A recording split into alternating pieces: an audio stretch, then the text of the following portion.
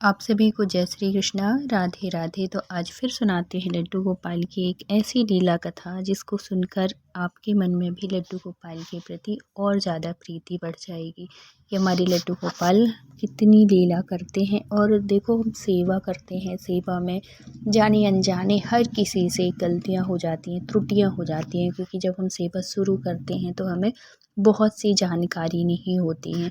तो अगर ये वीडियो भी आपके पास पहुंच रहा है, आपको ये जानकारी मिल रही है, तो इसमें भी अपने कन्हैया की, अपने लड्डू गोपाल की कृपा ही समझिएगा, क्योंकि उन्हीं के द्वारा ये जानकारी आप तक ये पहुंचने वाली है। तो ये जो लीला कथा है, शांति जी ने शेयर किया है। शांति जी मंदिर जाने का उनका नियम था, रोज नहा धो के अपने घर में सेवा करके, थोड़ी बहुत पूजा पाठ करके मंदिर जाती थी, और फिर मंदिर से आने के बाद वहाँ से वो फूल माला लाती, सब कुछ वहाँ से लेके आती, और फिर अपने घर में उनके जो लड्डू गोपाल थे उनको नहलाती धुलाती। उनको रोज फूल माला, उनका नियम था कि रोज फूल माला, एक माला उनको रोज अर्पित करती थी। लेकिन देखो, हम भगवान को फूल माला चढ़ाते हैं, तुलसी माला चढ़ाते हैं या तुलसी जी चढ़ाते हैं, तो उसके भी कुछ नियम होते हैं। सिर्फ चढ़ाना बस नहीं होता है, चढ़ाने के बाद जो निर्माल बचता है उसका क्या करना चाहिए, क्या आप भी सही उपयोग करते हैं उसका, नहीं करते? तो इस वीडियो में आपको सारी जानकारी मिलेंगी, क्योंकि इसकी वजह से भी ना, जो हमारे लड्डू गोपाल हैं, हमें लगता है कि हम ये उनकी सेवा कर रहे हैं, इससे हमारे लड्डू गोपाल खुश होंगे। लेकिन कभी कभी क्या होता है कि जाने अनजाने ही हमसे त्रुटि हो जाते हैं, और वो खुश होने की बजाय वो हमसे रुष्ट हो जाते हैं, या कि घर छोड़कर चले जाते हैं। वो क्या होता है, क्या गलती होती है, ये सुनिएगा। शांति जी के जो लड्डू गोपाल है ना, वो बहुत अनुभूति कराते हैं, बहुत लीलाएं होती हैं उनको। स्वप्न में भी उनको अपने लड्डू गोपाल के दर्शन होते हैं, और ये जिसको ये अनुभूतियां होने लगे ना, वो समझिए कि उनके लड्डू गोपाल साक्षात बिहारी जी उनके घर में विराजित हैं, साक्षात भगवान उनके घर में विराजित है। अगर ऐसी अनुभूतियां अगर होती हैं आपको भी, तो उनके जो लड्डू गोपाल थे वो जागृत थे। वो कोई भी काम शुरू करना हो, कुछ भी उनके मन में दुविधा हो, कहीं आने में जाने में, कहीं भी कोई भी ऐसा काम करने में, तो वो अपने लड्डू गोपाल से पूछ के ही करती थी, और कहती हैं कि उनके द्वारा बताई गई चीज़ बिल्कुल सही होती थी। तो किसी ने पूछा कि वो कैसे बताते हैं, वो तो मूर्ति है, वो कैसे बताते होंगे, आपको कैसे पता चलता है कि ये काम करें ये काम ना करें? तो वो बताती हैं, और ऐसे सबको करना चाहिए। वो कहती हैं कि मैं 4 चिट बना के रखती हूँ, उसमें से मैं लिख देती हूँ, ये करूँ, ये ना करूँ, ये अभी करूँ, ये बाद में करूँ। ऐसे कुछ चिटें बना के वो उनके चरणों में रख देती हैं कि हे कन्हैया, अब आप ही मेरा मार्गदर्शन करो। और फिर आँख बंद करके उनका नाम लेके वो उनमें से एक चिट उठा लेती हैं। तो जो भी उस चिट में आता है वो उस हिसाब से काम करती हैं, और जो वो करती हैं वो सही में वो काम अगर उनको फ़ायदा वाला होगा, कुछ ऐसा करने वाला होगा, करती हैं। नहीं करने, जो अगर मना हो गया तो फिर वो नहीं करती हैं। और अगर हाँ, अगर उस चिट में निकला है तो ज़रूर वो कहती हैं कि 100% वो काम मेरा होता है। ऐसे वो हमेशा अपने कन्हैया से हर बार, हर जो कुछ भी होता वो उनसे पूछ के ही करती। कहीं आना है, कुछ जाना है, कहीं कुछ ऐसा देना लेना है, तो हमेशा उनसे पूछ के ही करती थी, क्योंकि उनके लड्डू गोपाल साक्षात बिहारी जी का रूप थे।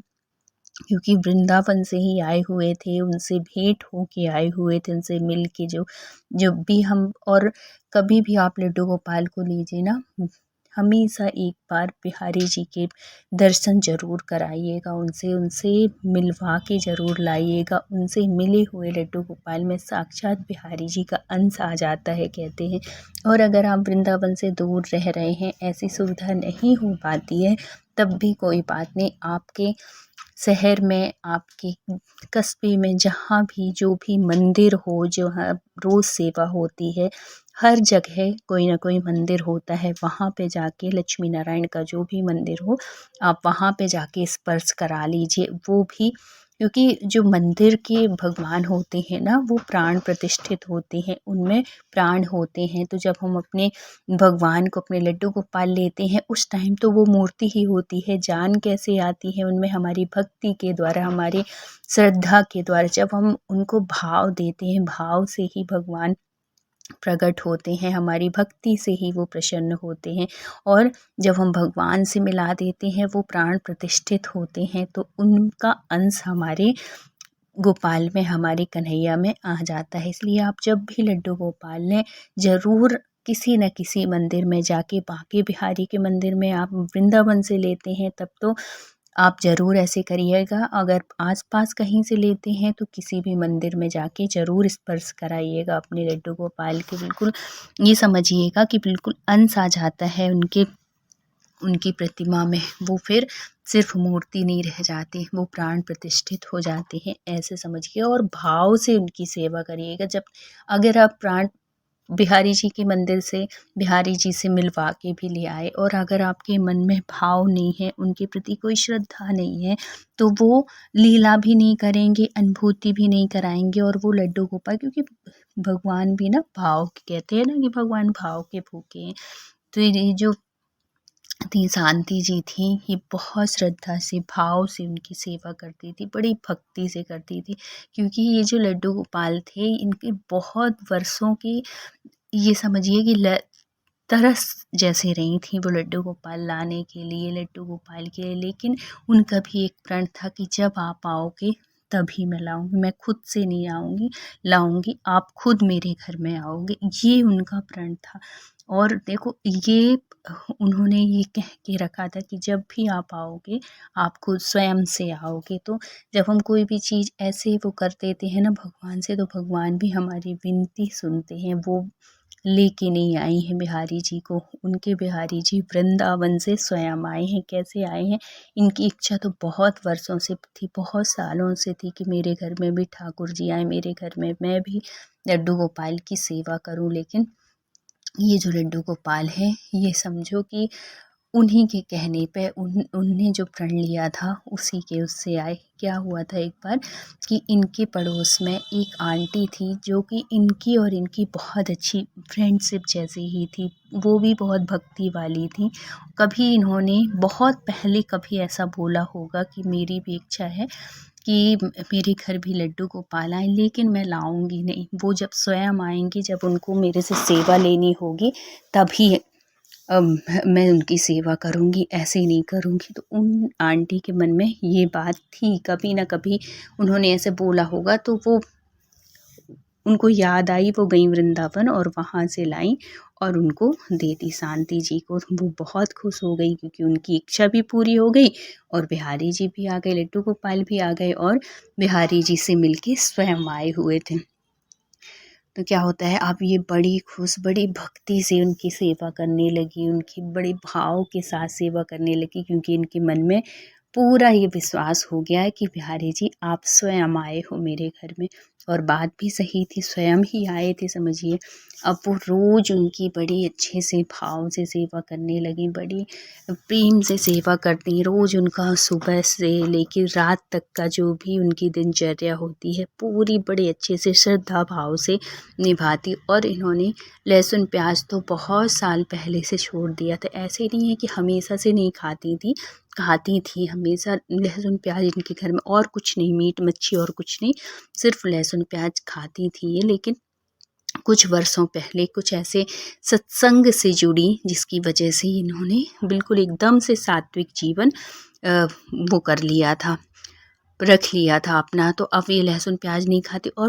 और एक बात और सुनिए, जब बिहारी जी की हमारे ऊपर कृपा होती है, लड्डू गोपाल की कृपा होती है ना, तो एकदम उनके आने के बाद नहीं होती, आने से पहले वो अपने भक्त को इस वैसे ढाल लेते हैं, वैसे उसको बना देते हैं, क्योंकि उनको आना होता है।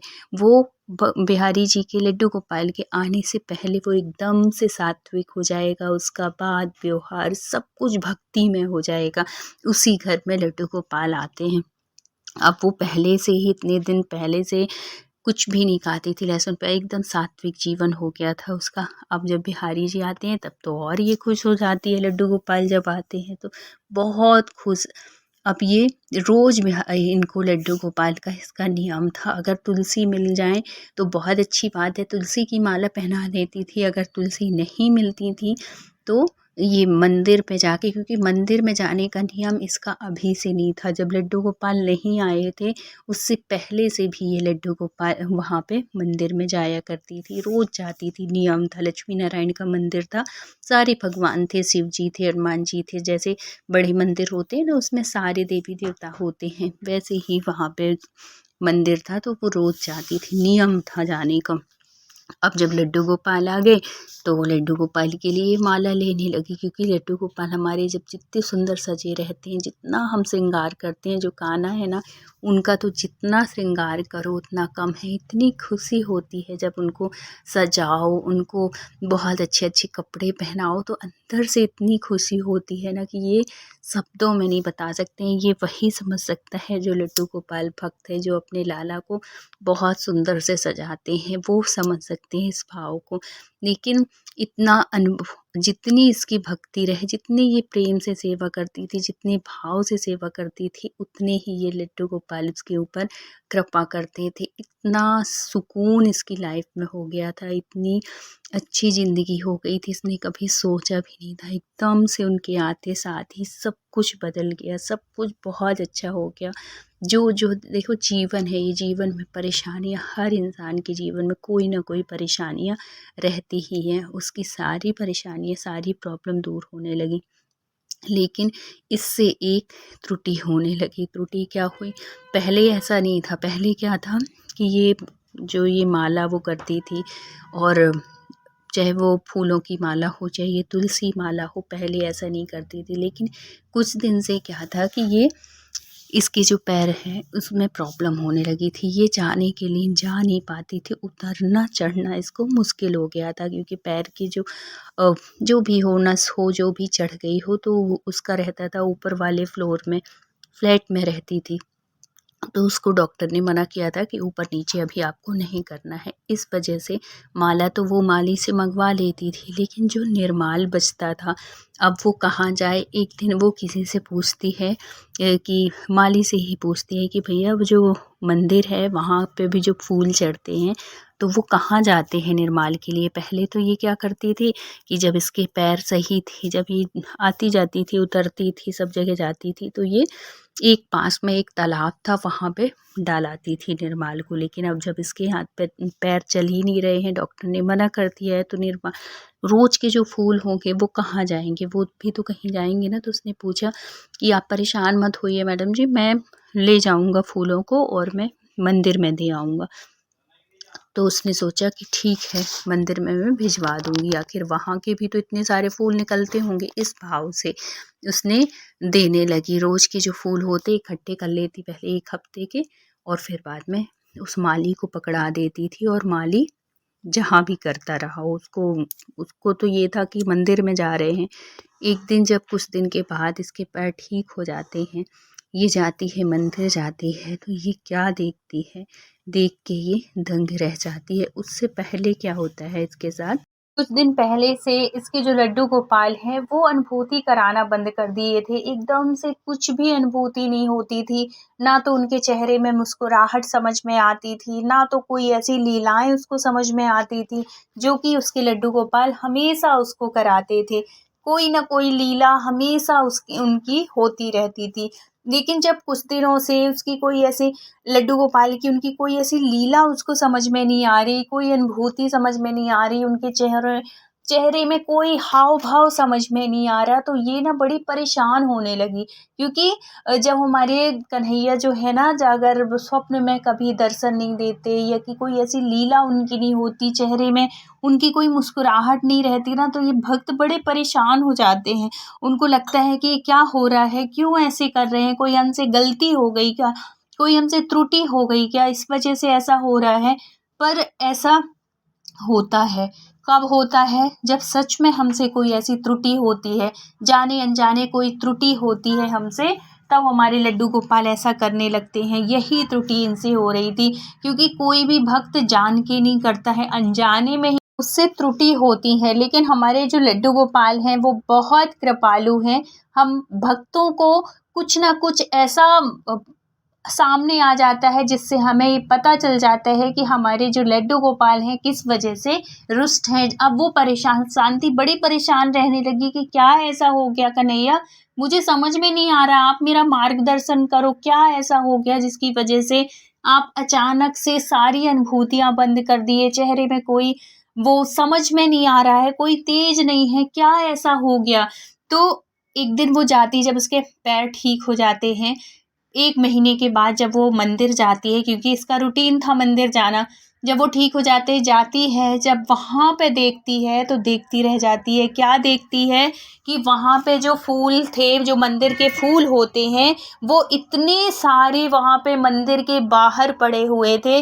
और एक जो ये सुबह-सुबह जो आते हैं ना कचरा उठाने वाले, वो आते हैं और उसी उसमें भर लेते हैं, जो कचरे वाली मशीन वो होती है, गाड़ी होती है, उसी में उठा के, उसी में कचरा, उसी में फूल। तो वो पूछती है कि ये आप फूल जो माला है वो कहाँ लेके जाओगे, जो भगवान का निर्माल है, जो इतने फूल माला ये हैं, तो उसको कहाँ पे डालोगे, और आप इसी में सारा कचरा डालते जा रहे हो, ये रोड साफ करने का ये जो कचरा है, यही फूल माला सब आप इकट्ठे कर रहे हो, तो क्या आप कहीं अच्छी जगह पे डालोगे। तो वो जो गाड़ी वाला था, जो कचरा डालता है, उसने बोला, एमसीडी वाला, उसने बोला कि मैडम ये कोई अलग से नहीं जाएगा, ये सब एक साथ, चाहे वो आपके घरों का कचरा हो या कि चाहे ये मंदिर का निर्माल हो, ये सब एक साथ ही जाता है। जब ये सुनती है तो इसके मन में इतना बुरा लगता है, इतनी दुखी हो जाती है, बोली कि हे भगवान, ये कितनी बड़ी गलती मैं कर रही थी। फिर बाद में वो जाती है, मंदिर में जाती है और वहाँ के जो पुजारी होते हैं उनसे बात करती है, कहती है कि देखिए, इतनी पूजा हो रही है, इतनी पाठ हो रही है, लेकिन हमारी पूजा पाठ का कोई मतलब नहीं है, क्योंकि भगवान को जितनी जब हम चढ़ाते हैं ना फूल माला, तुलसी दल, कुछ भी चढ़ाते हैं, जितनी खुशी होती है उतना ही दुख उनको तब होता है जब उनके निर्माल को गलत जगह फेंका जाता है, उसका दुरुपयोग होता है। निर्माल का भी उतना ही महत्व है, बहुत ही भाव के साथ वो जो निर्माल बचता है उसको आप बहते हुए जल में डाल दीजिए, या कि कहीं भी ऐसे गड्ढा खोद के पार्कों में, पेड़ के नीचे, कुछ भी ऐसी जगह पर डाल दीजिए जहाँ पे वो पैरों में ना जाए और हमको पाप न लगे, क्योंकि हम पुण्य करना चाहते हैं और यही पुण्य हमारे पाप में बदल जाते हैं। तो आप लोग भी हमेशा ध्यान रखिएगा, आपके घर में जो भी निर्माल आता है ना, या तो आप एक गमला बना लीजिए मिट्टी में और मिला लीजिए, कुछ मिट्टी रखिए, कुछ फूलों को रखिए, तो वो फूलों के लिए बहुत अच्छी खाद बन जाती है। और अगर ऐसे नहीं कर पाते, अगर आसपास कोई नदी है, तालाब है, कुछ ऐसी जगह है, आप वहाँ पे डाल दीजिए, नहीं पार्क में गड्ढा बना के डाल दीजिए। तो ये बात जब वो सुनते हैं पुजारी, तो उनको भी इस बात का एहसास होता है और कहते हैं कि मैडम आपने बिल्कुल सही बात बताई, अब है तो आज के बाद ये गलती मंदिर वालों से भी नहीं होगी और आप भी ऐसे ही करिएगा। तो जब वो घर आती है और अपने कन्हैया से माफ़ी मांगती है और कहती है कि हे कन्हैया, मैं समझ गई कि तुम मुझे इतने दिन से अनुभूति क्यों नहीं करा रहे थे, क्योंकि मेरे से अनजाने में ये त्रुटि हो रही थी, मैं कोई जानबूझ के नहीं कर रही थी। हे मेरे लाल, हे मेरे कन्हैया, आज से ये गलती नहीं होगी और ये जो निर्माल है कभी मैं आज के बाद वहाँ पे नहीं भेजूंगी। जैसे मैं पहले वो करती थी, विसर्जित करती थी, वैसे ही मैं निर्माल का विसर्जित करती थी। आप जैसे मुझे पहले अनुभूति कराते थे वैसे ही मुझे अनुभूति कराने लगो। अब मेरे से कोई ऐसी सेवा में आपकी त्रुटि नहीं होगी, क्योंकि जो हमारे कन्हैया हैं वो तुलसी मैया से भी उतना ही बहुत प्यार करते हैं और बहुत सम्मान के साथ जो भी हम भक्त लड्डू गोपाल को फूल माला चढ़ाएं या तुलसी दल चढ़ाएं, तो जितने प्यार से हम तुलसी दल चढ़ाते हैं या फूल माला चढ़ाते हैं, उतने ही प्यार से विसर्जित करने का भी ध्यान रखिए। ये नहीं कि हम चढ़ा तो बड़े भाव से दिए, लेकिन उसके बाद फूल कहीं यहाँ जा रहे हैं, कहीं वहाँ जा रहे हैं, कहीं पड़े हैं, कहीं कुछ, ऐसे नहीं। ऐसे में भी हमारे कन्हैया को ना बुरा लगता है। तो ऐसे हमें कोई काम नहीं करना है जिससे हमारे कन्हैया हमसे रुष्ट हों या कि नाराज हो। तो अगर आप भी कुछ ऐसा करते हैं तो अब दोबारा मत करिएगा और अपना निर्माल, अपने फूलों का निर्माल अपने हाथों से ही करिएगा, वो ज़्यादा अच्छा है। तो वीडियो अच्छा लगा हो तो please like share and subscribe करिएगा। राधे।